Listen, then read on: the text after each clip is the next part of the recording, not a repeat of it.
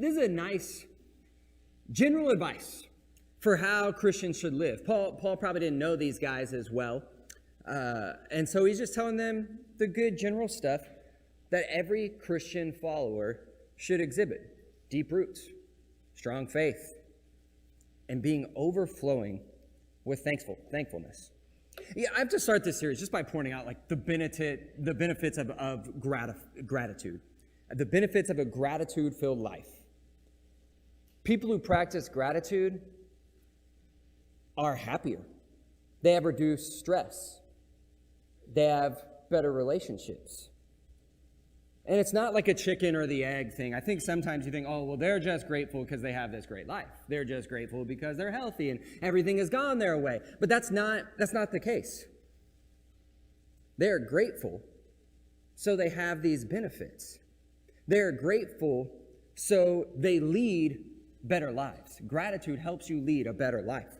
One study found that keeping a thankfulness journal and writing in that journal every day for just 10 minutes increased happiness in a way that they found was similar to having your paycheck doubled.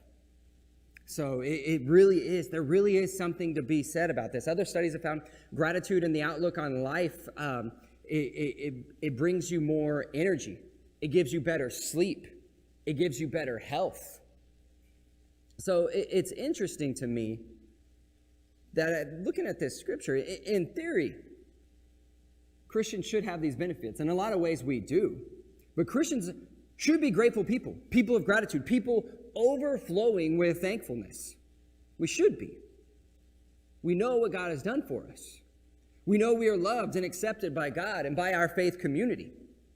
Ideally, we are people who understand what's really important. We don't chase and pursue what the world values. So we see things differently. We aren't worried about what we don't have because we know what we do have. We aren't worried about what we don't have because we know what we do have. We know that our cup overflows. Consequently, we aren't thankful because we have this cush life. We aren't thankful because we have this great social standing and lots of nice material blessings. And really, man, as we go through this whole series on gratitude, I want us to just kind of brush that whole idea of, a lot of times when we start talking about our blessings and what we're grateful for, we start talking about stuff and we start talking about money. And I just want to push all that to the side. That's not what we're talking about at all, not even this month. There's a place to be grateful for that, but I want to talk about what's deeper. What's more important, what's more life-altering. And that's showing gratitude for going way beyond our stuff. In fact, people who pursue stuff, materialistic people, tend to be, like studies are showing, that they tend to be less happy. And there's some correlations there. We're going to unpack that stuff later. But as God's people with God, we can be content in any situation, regardless of our income tax bracket. We have a peace that comes from outside our earthly circumstances. So like Paul, we can be thankful in all things. And I really do believe that. This isn't just preacher talk. I'm not just coming up here and saying, I actually believe gratitude-filled people it changes their outlook. It changes the way they see their lives. And gratitude people that aren't rich and don't have cush lives is a thing. That really can be a thing. A joy-filled life of gratitude is very achievable outside of what the world says will bring you joy and gratitude.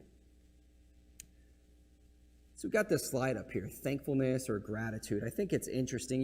I mentioned the word Eucharist in Greek. It's usually translated as give thanks or being thankful. Sometimes the word gratitude is used there. In English, there's a little bit of a difference between thankfulness and gratitude. And maybe some of it's semantics, but I think I really want us to unpack this month what it really means to be grateful. And maybe kind of looking at this will help us a little bit. When you teach a kid to say thank you, what are you teaching them? Are you teaching them to be thankful? Or are you teaching them gratitude? Or are you just teaching them to be polite? Maybe both, but at face value, you're teaching them to be thankful, to speak a thanks. You're teaching them to be polite, to acknowledge. Thankfulness is acknowledging the good things done for them. The item that was bought, the chore that was done, the door that was open for them. You teach them to say thank you. So saying thank you is acknowledging a gift or a service received. By saying thank you, you say, hey, I acknowledge that you've done something good for me. It's polite. It's good practice. We should always note and point out when people do good things for us by saying thank you. But thankfulness in some ways is short-lived. What we really want for our kids, what we really want when we train people, what we really want for ourselves is gratitude, to be grateful. Thankfulness is the first step towards gratitude. Thankfulness is acknowledging, okay, I've received this good thing. Gratitude is internalizing. Gratitude is feeling the benefits of this good thing. Gratitude's appreciating the good thing that has been done. Sometimes we express thankfulness, but aren't grateful, right? Because we're polite, because we just say thank you. One time, you may be surprised to know this, but one time your preacher got a speeding ticket. And as this police officer, wraps up this whole thing, tells me I was speeding, hands me the speeding ticket, and I just out of habit, as I take this $200 fine, say, thank you. I'm not thankful at all.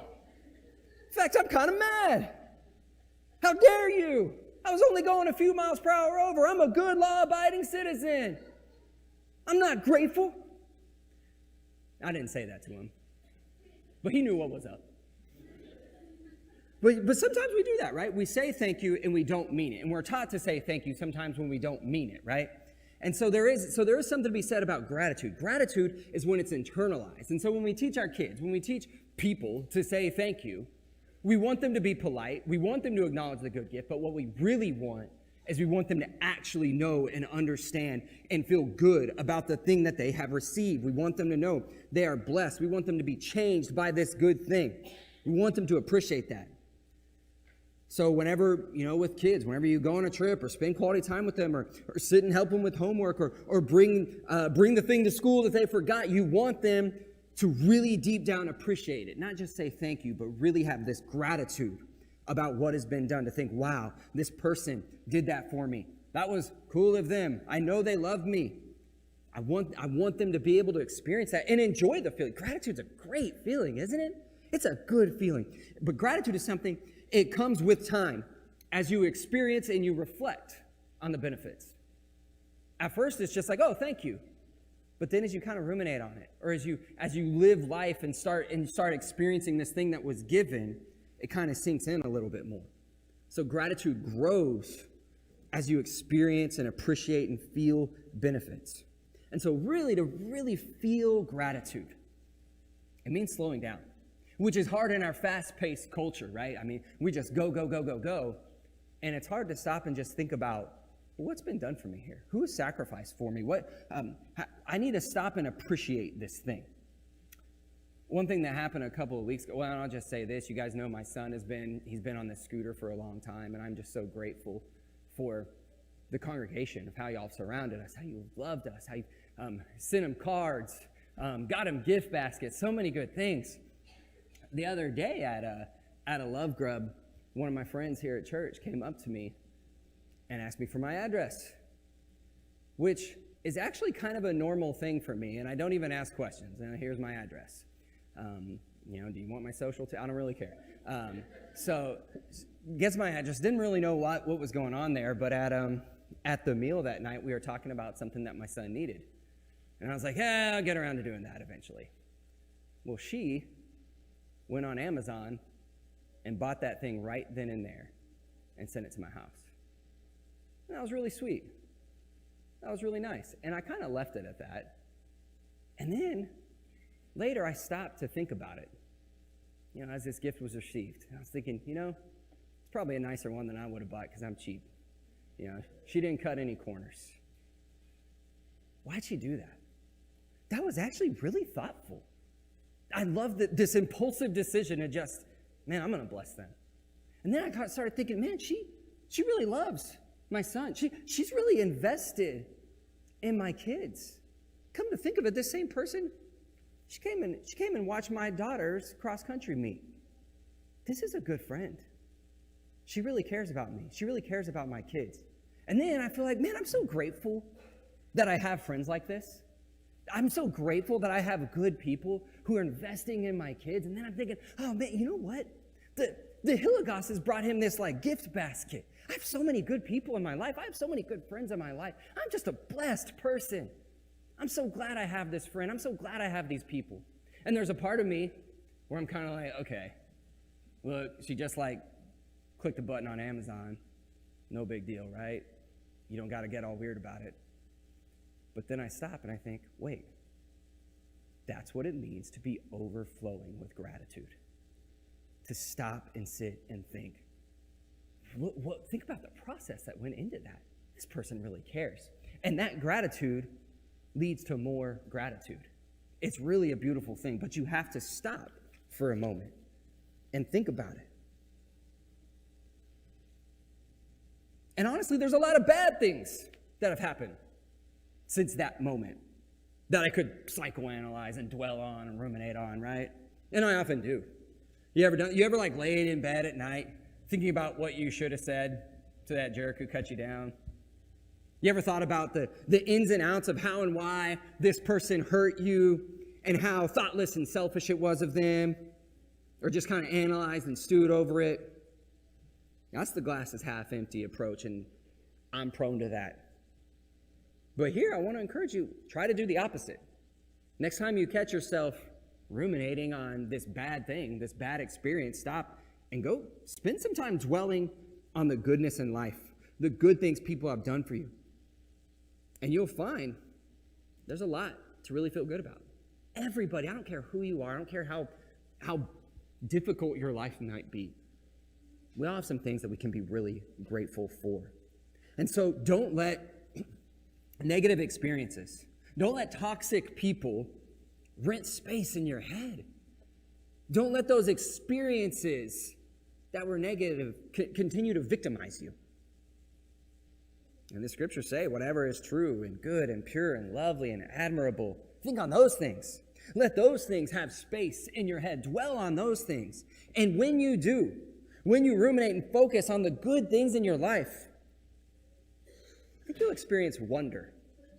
Wonder is something I feel whenever I feel, like I said, with this person who bought this thing for my sons. Like, wow, she didn't have to do that. Why would she do such a nice thing? There's some wonder in that. Gratitude and wonder are related. You know, what wonder is it's kind of hard to describe. It's this feeling of awe, this feeling of surprise, of beauty and curiosity. But gratitude and wonder, they connect. This feeling, wonder kind of has this feeling of, why me? But the good kind of why me. Sometimes we have the bad why me, right? Oh, why did this happen to me? But wonder has this good why am I so blessed? Why do I get this? Why would someone do that for me? Why do I get to experience all of this? Why do I have a God that cares so much? Why would God want to use me? It's beyond me, but it's good. And I just love it. One of my favorite lines in the Bible comes from one of my favorite moments in the Bible. Two expectant moms, Mary and Elizabeth. I love this picture too. So joyful and excited together as they await these special babies. Mary comes in, and at the sound of her voice, John jumps in Elizabeth's womb. And Elizabeth knows her baby is special. But she knows this one Mary's carrying is earth-shattering. He's even bigger. He's even more world-changing. And I love here that Elizabeth, she doesn't get jealous. She doesn't get competitive. She doesn't say, oh, well, without my baby, your baby couldn't, my baby's paving the way for yours. She didn't say anything like that. When she has this experience, she says the line I love. Why am I so favored? Why am I so favored? that the mother of my Lord would come to me. Why am I so favored? A statement just baptized in beautiful, positive emotions. Humility.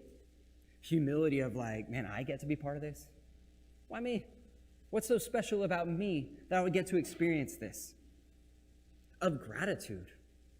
I'm so glad that I get to be a part of this. I get to be a part of this moment. I get to have a baby, and I'm sharing this with my cousin. This is just wonderful. And then of wonder. All that put together is wonder. Why me? Why do I get to experience all this beauty? Why do I get to be a part of this? That's the kind of wonder I want us to experience as we transform our minds to be grateful. And we're going to keep exploring it this month, what it means to be grateful and how to live that gratitude. But this morning, the challenge for you is to slow down and ruminate on the good in your life, the good things, the good people, the sacrifices others have made for you, the things that, if you're honest, you didn't earn, you received. And let that sink in. And turn your thanks into more gratitude. And I hope and I pray that you find the wonder in gratitude, the why me in gratitude. And this is just one step in the process of retraining your mind to really see your real blessings. Again, not material blessings. I want us to move away from that kind of thinking. But the things that go far beyond that, the things that when you're old and in your bed, you'll look back and reflect on with joy. And that's probably not going to be the really cool truck you bought or the cool boat or whatever. The things you're really going to be grateful for are the people. So let's walk through this process together this month. Let's be transformed people that receive life as a gift. If you want to accept Christ's gift this morning, or if you need any prayers from your congregation, we invite you to come now as together we